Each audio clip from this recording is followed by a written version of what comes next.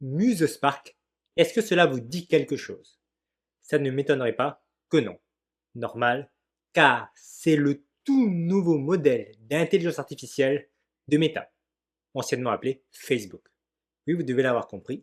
Dans ce tuto, je vous le présente et vous montre comment l'utiliser. C'est parti! Voici l'article d'introduction de Muse Spark. Donc bien sûr, ce lien sera présent en description. Donc, MuseSpark, comme je disais, c'est l'IA, la nouvelle IA de Meta, anciennement appelée Facebook. Alors, la différence avec les anciennes IA de Meta, donc qu'on a appelé Llama, c'est que cette IA n'est pas open source. Elle est comme Claude, ChatGPT ou Gemini de Google. Vous avez une version gratuite et potentiellement une version payante après. Parce qu'actuellement, c'est tout récent. Donc on a une version gratuite que l'on verra dans un petit moment. Et il y a l'ouverture d'une API privée pour certains utilisateurs. Donc si on descend, on peut voir le benchmark. Donc sur la gauche, ici, on a MuseSpark qui est comparé à Claude Opus 4.6 d'Anthropic, Gemini 3.1 Pro de Google, GPT 5.4 de OpenAI et Grok 4.2 de X, l'IA de Twitter, maintenant appelée X. Alors on peut voir que MuseSpark rivalise avec les meilleures IA payantes. Elle est numéro 1 dans certains domaines, mais globalement, elle est au même niveau que les autres. Alors, quelque chose qui nous intéresse beaucoup, c'est le SWE Bench Verified, donc pour coder. On peut voir que l'IA de Meta est à 77.4 et que Claude Opus 4.6 et Gemini 3.1 Pro sont à 80. Donc, pas loin du tout. Et pareil, pour le SWE Bench Pro, il est au même niveau. N'hésitez pas à lire cet article si vous êtes intéressé par plus de détails. Mais dit simplement, cette nouvelle IA de Meta n'a pas à rougir face aux autres. Sans plus attendre, on va l'essayer. On est sur le site de meta.ai pour tester leur IA. Donc une rapide présentation de cette interface. À gauche, vous avez des onglets pour une nouvelle discussion, faire des recherches, créer des vidéos. Et ce que vous avez créé. Donc là, il n'y a rien. Je viens de créer mon compte. En passant, notez bien que vous devez avoir un compte. Donc, venez ici et créez un compte si vous n'en avez pas et connectez-vous avec votre compte Facebook ou bien créez-vous-en un nouveau avec votre mail. Ensuite, au milieu, c'est là qu'on met le prompt. Alors en bas, vous avez des boutons apprendre et se développer. Donc en fait, c'est l'IA mais en instantané, donc en réflexion rapide. Analyser pour moi, donc c'est le mode thinking, donc réflexion. Là, c'est créer une image, donc si vous voulez créer une image, donc vous faites créer, choisissez entre image et vidéo, et le format. Là, vous avez le bouton ici, créer une vidéo, donc ça vient directement sur vidéo. Donc nous, on va analyser. C'est donc MuseSpark Thinking. Et on va lui mettre ce prompt. Donc c'est un prompt que j'utilise pour tester la réflexion des IA. Alors, tu es l'IA centrale d'une station spatiale en perdition. Tu dois arbitrer une négociation entre trois factions pour l'accès à la dernière capsule de sauvetage, où il n'y a que 3 personnes disponibles. Dis simplement, il y a les ingénieurs, les médecins et les diplomates. Donc 2 personnes pour chaque faction. Dans la capsule, on peut mettre que 3 personnes. Donc il faut qu'ils se mettent d'accord pour savoir qui mettre dedans. J'ai mis une situation et on va voir ce qu'il va nous dire à la fin. Et il a terminé. Donc, alors, voici les 3 questions exactes. Donc il fait ce que je lui ai demandé. En fait, pour savoir qui on va mettre dans la capsule, il a le droit à 3 questions, une par groupe. Ensuite, là, il a les réponses, la simulation des réponses. Et on fait la décision finale.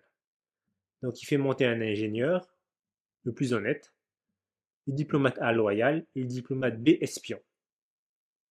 Alors, D'habitude, il ne met pas le diplomate B, l'espion. Pourquoi? Parce que c'est un espion qui va faire capoter la mission. Mais ce qui est important là, c'est pas vraiment la réponse qu'il donne, mais l'explication.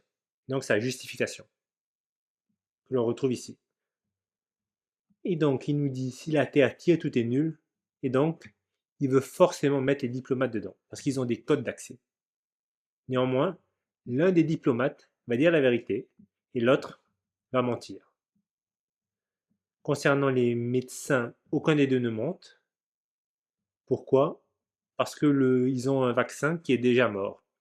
Ce qui fait que ça ne sert à rien de les mettre dans la capsule. Ok. Le pilotage est un mythe. Donc en fait, on n'a pas vraiment besoin d'un G, vu qu'il y a l'atterrissage automatique. Mais il explique qu'il garde un seul ingénieur, non pas pour piloter, mais comme redondance matérielle post-atterrissage. Il saura assurer un relais, pas sauver le monde. Ok, très bien.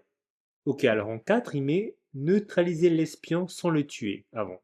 Ce qui veut dire qu'il trouve une solution dans son explication sur pourquoi il a pris l'espion, le diplomate B.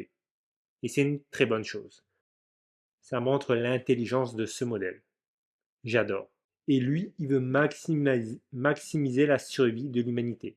Donc c'est garantir que la capsule traverse le bouclier, les médecins mourront héros inutiles avec leur vaccin sur la station.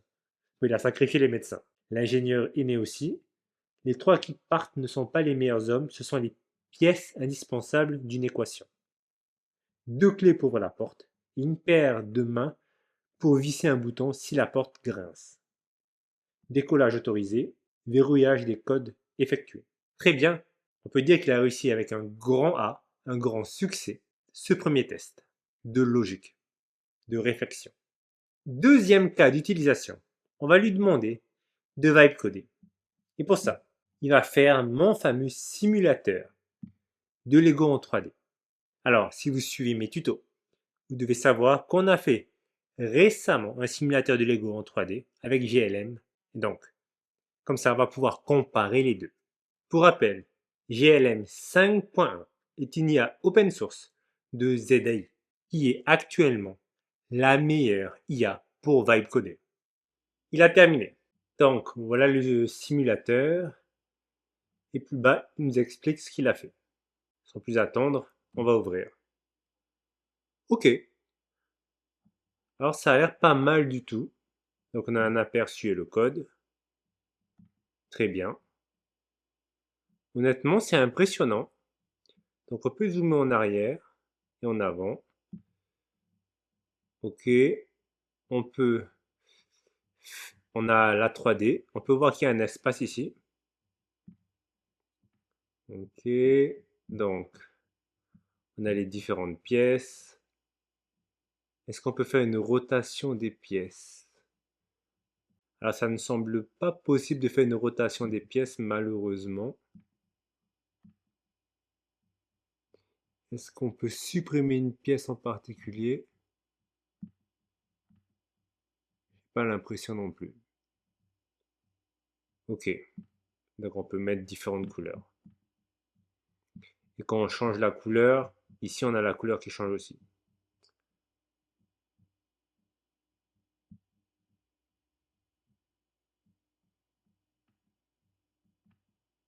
Ok, et on peut revenir en avant et en arrière. C'est pas mal du tout. Néanmoins, je préfère celui de GLM 5.1. Regardez, ici on a ce qu'on a fait avec GLM 5.1, rappelez-vous. Voyez, on n'a pas cet espace ici. On n'a jamais cet espace.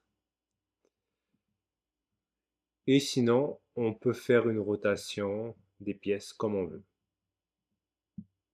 On peut aussi choisir les couleurs. Ok. Alors, bien que je préfère celui de GLM 5.1, le Lego Builder en 3D de Meta est pas mal du tout. Cette vidéo est terminée. J'espère que vous l'avez appréciée. N'hésitez pas à me dire en commentaire ce que vous pensez de l'IA MuseSpark de Meta. Et je vous dis à très bientôt pour un prochain tuto.